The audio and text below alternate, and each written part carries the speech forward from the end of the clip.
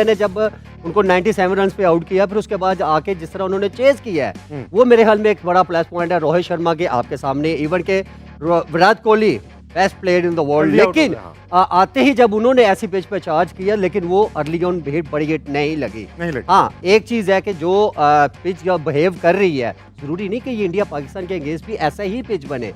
और बॉल जिस तरह स्विंग हो रहा था और जो उनका कंट्रोल था, फिर ऐसी पिच अगर उनको मिल जाए तो जाहिर है आपके लिए बड़ा मुश्किल है एज अ बैटिंग यूनिट। और फिर इनएक्सपीरियंस टीम भी हो सामने, जिन लेंथ्स पे उन्होंने बॉल किए वो डिफरेंस हमने देखा दोनों टीमों की बॉलिंग में, और पेस में डिफरेंस था। Hardik Pandya out of syllabus भाईजान, कहाँ से उठ के आके 3 विकेट ले गया। बुमराह पे भाई, बुमराह ने तो एक शौक दे दिया भाई, सिर्फ 6 स्कोर दिया, 2 विकेटें, 3 ओवर भाई, मैं कहता हूँ कमाल है। ये होती है बॉलिंग, इसको कहते हैं क्रिकेट के साथ प्यार, क्रिकेट के साथ इंसाफ कर रहा ना अगर तो वो टीम इंडिया का। T20 वर्ल्ड कप में जिस तरह से आयरलैंड हारा और यहाँ पर पाकिस्तानी बेचारे खौफ से उनके पसीने छोड़ गया कि हमारे साथ 9 जून को क्या होने वाला है। उनके जो प्लेयर्स हैं वो पॉलिश होके आते हैं, वो ऐसे ही नहीं आ जाते, उन्होंने हर कंडीशन में खेला हुआ होता है। इवन उनकी जब डोमेस्टिक क्रिकेट होती है तो इतने सारे वेन्यूज़ हैं, क्योंकि इंडिया है ही बहुत बड़ा, तो इतने सारे वेन्यूज़ हैं और हर वेन्यू पे डिफरेंट कंडीशंस हैं। तो वो चाहे उनका बॉलर हो,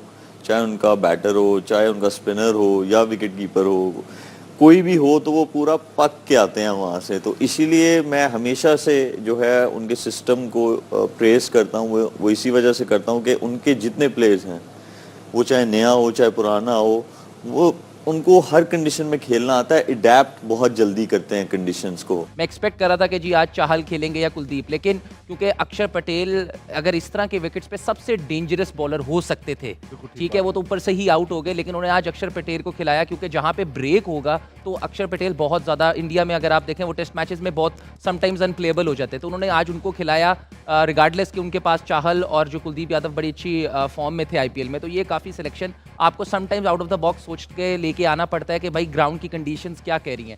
जय हिंद दोस्तों, हमारे चैनल पे आपका स्वागत है। दोस्तों, भारत ने अपना पहला T20 मैच आयरलैंड के खिलाफ जीत लिया है। इस मैच में बॉलिंग को मदद करने वाली पिच दी गई थी। ऐसी बॉलिंग फ्रेंडली पिच पर भारत के बैट्समैनों ने खासतौर पर रोहित और ऋषभ ने बहुत ही शानदार बैटिंग की। दोस्तों, ऐसी पिच पर भारत की जीत पर पाकिस्तानी क्रिकेटर मिसबाह-उल हक, शोएब मलिक ने कुछ प्रतिक्रियाएं दी है और पाकिस्तानी पब्लिक ने भी अपनी राय रखी है। आज हम इस वीडियो में यही देखेंगे। अगर आपको हमारा वीडियो पसंद आता है तो सब्सक्राइब करना ना भूलें। धन्यवाद। 120, 130 अगर बना लेते हैं, जिस तरह की कंडीशंस हैं, अनइवन बाउंस है, तो शायद मैच कंपेटिटिव हो जाता, but that wasn't to be because you got to give full credit to the Indian bowling. बिल्कुल, मेरे ख्याल में जब ऐसी सिचुएशन, नॉर्मल पिचेस, अच्छी पिचेस पे भी ये क्वालिटी बॉलर्स हैं और इतनी ज़बरदस्त बॉलिंग करते हैं, जिसकी हमने एग्जांपल पूरी देखी जब इन्होंने ये 50 ओवर के वर्ल्ड कप में बॉलिंग की इंडिया के फास्ट बॉलरों ने, और बॉल जिस तरह स्विंग हो रहा था और जो उनका कंट्रोल था, फिर ऐसी पिच अगर उनको मिल जाए तो जाहिर है आपके लिए बड़ा मुश्किल है एज अ बैटिंग यूनिट। और फिर इनएक्सपीरियंस टीम भी हो सामने, जिन लेंथ्स पे उन्होंने बॉल किए वो डिफरेंस हमने देखा दोनों टीमों की बॉलिंग में, और पेस में डिफरेंस था। अगर अराउंड 150 या अराउंड 140 कोई भी बॉलर 5-6 मीटर की लेंथ पे बॉल मारेगा तो वो अनप्लेएबल है इस पिच पे।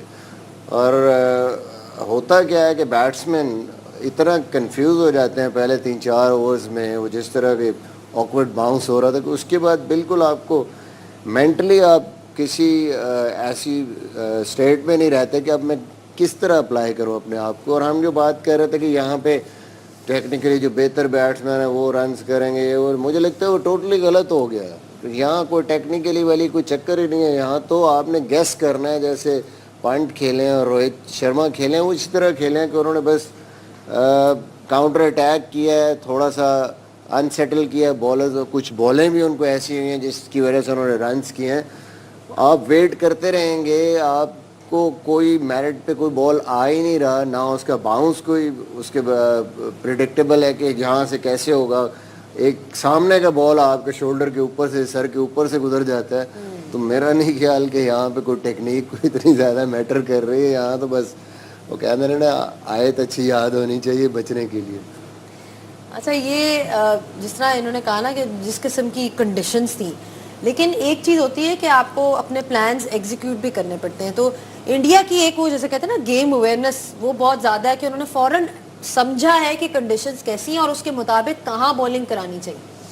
देखिए, मैं हमेशा से कहता हूँ कि उनके जो प्लेयर्स हैं वो पॉलिश होके आते हैं, वो ऐसे ही नहीं आ जाते। उन्होंने हर कंडीशन में खेला हुआ होता है। इवन उनकी जब डोमेस्टिक क्रिकेट होती है तो इतने सारे वेन्यूज़ हैं, क्योंकि इंडिया है ही बहुत बड़ा, तो इतने सारे वेन्यूज़ हैं और हर वेन्यू पे डिफरेंट कंडीशंस हैं। तो वो चाहे उनका बॉलर हो, चाहे उनका बैटर हो, चाहे उनका स्पिनर हो या विकेट कीपर हो, कोई भी हो, तो वो पूरा पक के आते हैं वहाँ से। तो इसीलिए मैं हमेशा से जो है उनके सिस्टम को प्रेस करता हूँ। वो इसी वजह से करता हूँ कि उनके जितने प्लेयर्स हैं, वो चाहे नया हो चाहे पुराना हो, वो उनको हर कंडीशन में खेलना आता है। अडेप्ट बहुत जल्दी करते हैं कंडीशंस को, और आई थिंक जितना भी उनको क्रेडिट दिया जाए उतना ही कम है।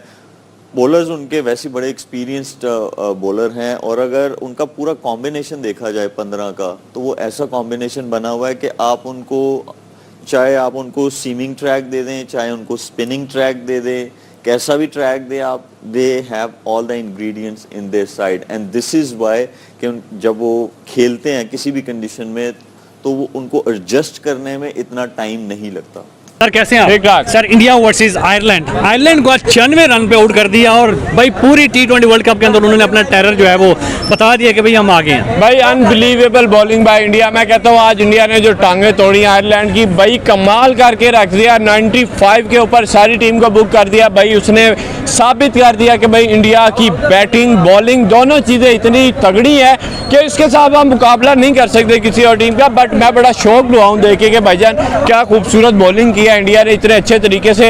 Hardik Pandya out of syllabus भाईजान, कहां से उठ के आके 3 विकेट ले गया। बुमराह पे भाई, बुमराह ने तो एक शौक दे दिया, भाई सिर्फ 6 स्कोर दिया, 2 विकेटें, 3 ओवर। भाई मैं कहता हूं कमाल है। ये होती है बॉलिंग, इसको कहते हैं क्रिकेट के साथ प्यार, क्रिकेट के साथ इंसाफ कर रहा ना अगर, तो वो टीम इंडिया का। मेरे सर, अर्शदीप के बारे में क्या कहेंगे? भाई अर्शदीप तो अनप्लेएबल बॉलिंग करवा रहा है। आज उसने जो विकेटें निकाली है ना भाई, वो काबिले तारीफ है। सर मुझे लगता है अर्शदीप से ओपनिंग करवाना रोहित शर्मा की एक नई स्ट्रेटजी थी, बट आज इस तरीके से उनकी वो चली भी है। और ओवरऑल अगर बात की जाए, रोहित शर्मा एक बहुत बड़ा माइंडसेट है। जाहिर बात है कि ज़रूरी नहीं है रोहित शर्मा हमेशा पास हो। आपने बैटिंग में देखा, विराट कोहली के लिहाज से आज रोहित शर्मा का डिसीजन गलत रहा, पर बॉलिंग के लिहाज से इतना तगड़ा था कि उसका फर्क ही नहीं पड़ा कोई। तो मुझे लगता है कि अच्छा माइंडसेट है और रोहित शर्मा अच्छे एक्सपेरिमेंट कर रहे हैं, और ये 9 जून तक पहले ही एक्सपेरिमेंट हो जाए तो अच्छा है। 9 जून में जो पता लगेगा ना, जो पहला मैच जीत गया 9 जून वाला, अगर इंडिया जीत गया तो इंडिया आगे निकल जाएगा, पाकिस्तान जीत गया तो पाकिस्तान आगे निकल। T20 वर्ल्ड कप में जिस तरह से आयरलैंड हारा और यहाँ पर पाकिस्तानी बेचारे खौफ से उनके पसीने छोड़ गया कि हमारे साथ 9 जून को क्या होने वाला है। जब इंडिया वर्सेस पाकिस्तान मैच होता है तो पूरी दुनिया में लोगों को यही वेट रहता है कि इंडिया जीतेगा या पाकिस्तान जीतेगा। अगर पाकिस्तान की परफॉर्मेंस इस साल बेहतर हुई तो शायद थोड़े से चांसेस हैं कि शायद हम लोग जीत जाए, लेकिन मुझे नहीं लगता इंडिया के सामने कोई भी टिक सकता है। आयरलैंड जैसी टीम नहीं टिकी तो पाकिस्तान तो फिर दूर की बात।